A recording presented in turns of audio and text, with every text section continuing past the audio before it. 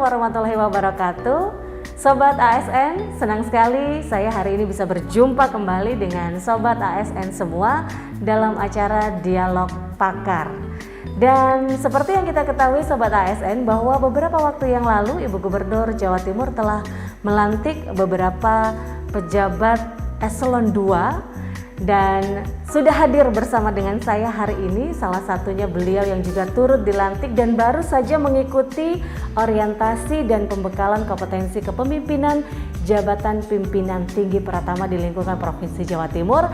Langsung saja kita sapa yaitu Kepala Biro Organisasi Provinsi Jawa Timur Bapak Dr. Ramlianto SPMP. Apa kabar Pak Ramli? Alhamdulillah baik Mbak. Alhamdulillah. Hari ini udah 3 hari ya Pak di BPSDM ya? Betul, ini hari ketiga. Kelihatannya masih cerah, semangat gitu ya? Ya, ASN harus terus semangat belajar, tidak boleh berhenti belajar dan terus belajar. Alhamdulillah. Baik Pak Ramli, kita ngobrol nih Pak. Kalau kemarin-kemarin nih Bapak pasti dapat materi luar biasa ya dari para narasumber kita. Betul. Nah, bayangan Bapak sekarang kira-kira seorang ASN yang ideal menurut seorang Bapak Ramli seperti apa? Iya, saya kira sebagaimana kita pahami bersama, ASN itu adalah abdi negara sekaligus abdi masyarakat. Ada 3 hal yang saya kira dibutuhkan dan harus terintegrasi dalam diri ASN. Yang pertama tentu integritas. Sebagai pelayan masyarakat, sebagai abdi negara, dia harus punya integritas kepribadian yang kokoh, dan ini yang membuat dia akan tegak lurus dengan semua aturan, tegak lurus dengan semua norma, karena memang hakikat dari ASN sebagai bagian dari birokrasi adalah patuh, tegak lurus terhadap aturan-aturan yang berlaku. Yang kedua memang karena dia harus bekerja keras melayani masyarakat, tentu kompetensi. Setidaknya ada 4 kompetensi ya yang harus dimiliki oleh ASN. Yang pertama kompetensi manajerial. Setiap diri ASN, apakah dia di unsur staf, apakah dia di unsur pimpinan, kompetensi manajerial harus dia miliki. Yang kedua kompetensi teknis. Nah, apa tugas dan fungsinya dia harus pahami dengan baik dan dia harus terampil di bidang itu. Kalau tidak, tentu dia tidak akan bisa menjalankan tugasnya secara baik. Yang ketiga adalah kompetensi sosial kultural. Nah, ASN ini adalah pemersatu bangsa. Dia adalah harus hidup di tengah keberagaman. Maka kompetensi sosial kultural menjadi bagian tak terpisahkan dari seorang ASN karena dia adalah perekat NKRI. Nah, yang terakhir ini memang tidak bisa tidak, dari unsur apapun ASN harus punya kompetensi pemerintahan. Dia harus tahu tata kelola, dia harus tahu apa itu legislatif, eksekutif, yudikatif, bagaimana hubungan pemerintahan pusat dan daerah. Itu harus dia memiliki kemampuan untuk memahami hal-hal yang terkait dengan tata kelola pemerintahan. Ini yang kedua ya, kompetensi. Yang ketiga tentu ini mutlak dimiliki oleh seorang ASN adalah loyalitas. Loyalitas terhadap organisasinya dan loyalitas terhadap pimpinannya. Karena kita ini harus bekerja mengikuti sebuah orkestrasi birokrasi yang tentu di birokrasi itu ada pemimpinnya. Di Jawa Timur tentu yang tertinggi adalah gubernur, secara pemerintahan ada Pak Sekretaris Daerah, dan kita harus mengikuti orkestrasi yang dikomandani oleh Ibu Gubernur. Maka loyalitas terhadap pimpinan kita menjadi persyaratan mutlak ASN. Saya kira itu Mbak Gus. Ada 3 ya, berarti integritas, kompetensi dan juga loyalitas. Ini adalah Betul. 3 hal yang harus dimiliki oleh seorang ASN. Betul. Pak Ramli, kalau menurut Bapak, yang Bapak bisa lihat sekarang ini, apa sebenarnya tantangan terbesar yang dihadapi oleh ASN? Setidaknya ada 3 ya tantangan ASN yang saya kira nyata-nyata dihadapi saat ini. Yang pertama disrupsi. Era disrupsi ini luar biasa. Disrupsi ini tidak hanya mengandung hal-hal yang sifatnya baru, tetapi membuat yang lama itu menjadi usang akibat adanya yang baru. Nah, ini kalau ASN tidak mengikuti perkembangan mutakhir, saya kira akan sangat tertinggal.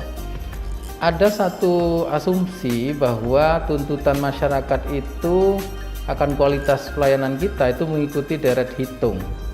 Sementara kualitas penyelenggaraan pelayanannya itu mengikuti deret ukur.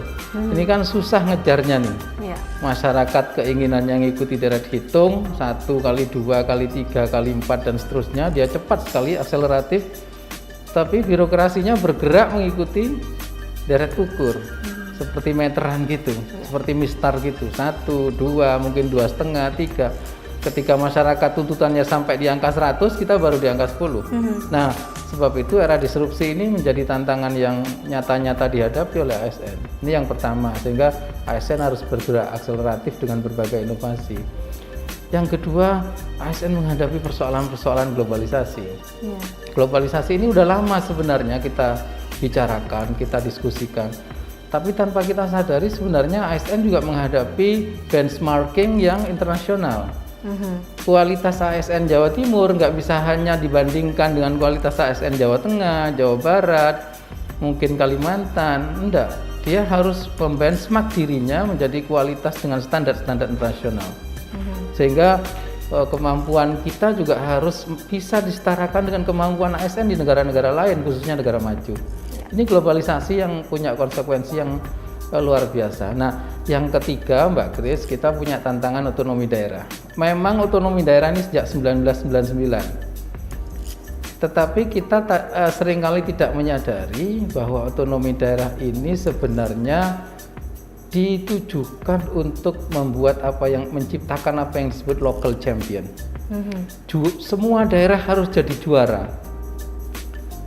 Nah, karena semua daerah harus jadi juara di era otonomi daerah, menjadi local champion, maka penggerak utamanya yang bernama birokrasi, yang di dalamnya roda-rodanya, mesinnya adalah ASN, juga harus menjadi champion.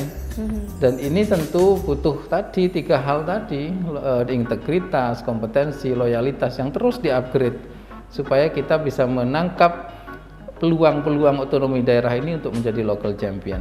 Saya kira itu 3 hal yang menjadi tantangan nyata ASN sekarang. Pak Ramli, saya tertarik sekali ketika Bapak sampaikan bahwa ASN itu harus punya benchmarknya yang levelnya internasional. Betul. Karena memang kita ini, Indonesia kita ini, goalsnya, tujuannya adalah bagaimana menjadi world class government, begitu ya, world class government.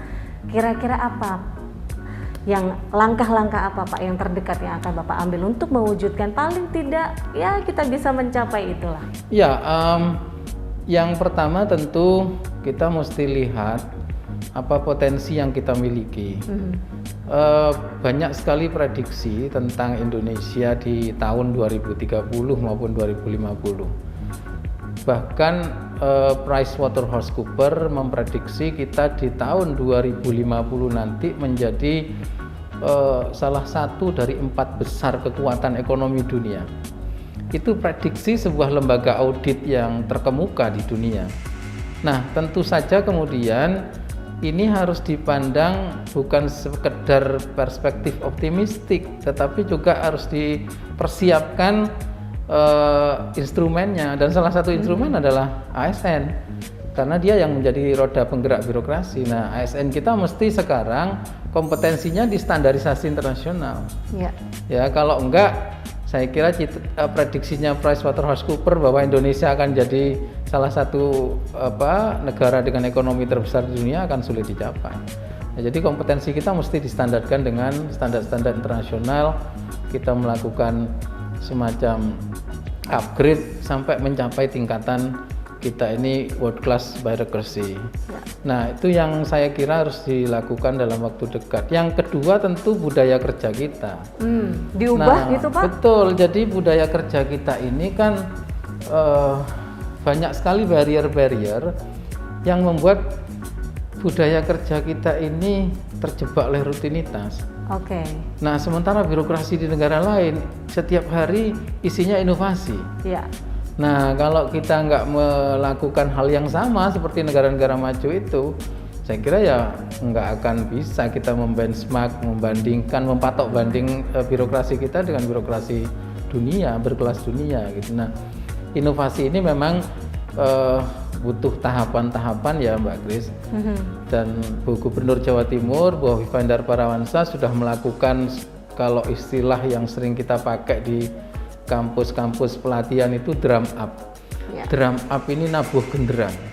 Genderang untuk berinovasi udah ditabuh oleh komandan kita, oleh Bu Gubernur Jawa Timur. Ayo inovasi, tanpa inovasi kita akan mati, tanpa inovasi kita akan berhenti birokrasi kita. Nah, genderangnya udah ditabuh nih oleh pimpinan kita, oleh Bu Gubernur. Nah, tinggal sekarang kita melanjutkan ke tahap berikutnya. Inovasi itu ada 5D ya. Yang pertama tadi drum up tadi, menabuh genderang inovasi udah ditabuh oleh Bu Gubernur. Nah, tinggal birokrasi kita, ASN kita nanti gimana mendiagnos. D yang kedua itu mendiagnosis. Apa nih yang perlu diinovasi? Kayak apa tuntutan masyarakatnya? Yang kedua, setelah ketemu seperti apa yang harus kita inovasi, kita mulai desain inovasinya dengan baik, dan kemudian kita mulai deliver, kita laksanakan. Nah, setelah kita laksanakan dan itu berhasil, Bu Gubernur selalu sampaikan, bekerja, berinovasi itu penting. Tapi mengabarkan kepada publik bahwa kita sudah bekerja dan berinovasi, itu juga penting. Nah, ini D yang terakhir yang kita sebut sebagai display. Jadi kita harus mendisplay di hadapan publik bahwa ini loh inovasi kita, sehingga masyarakat kemudian memberikan respon dan apa yang harus kita tingkatkan itu kelihatan. Kalau kita bekerjanya udah berhasil tapi masyarakat nggak tahu dan inovasi kita nggak diketahui dan kemudian tidak mendapat feedback dari masyarakat, saya kira tidak akan berkembang inovasi-inovasi kita. Jadi saya kira ini yang harus dilakukan ASN ke depan.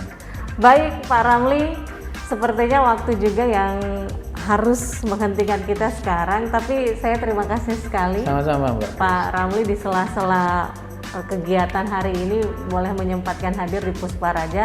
Terima kasih banyak Pak Ramli.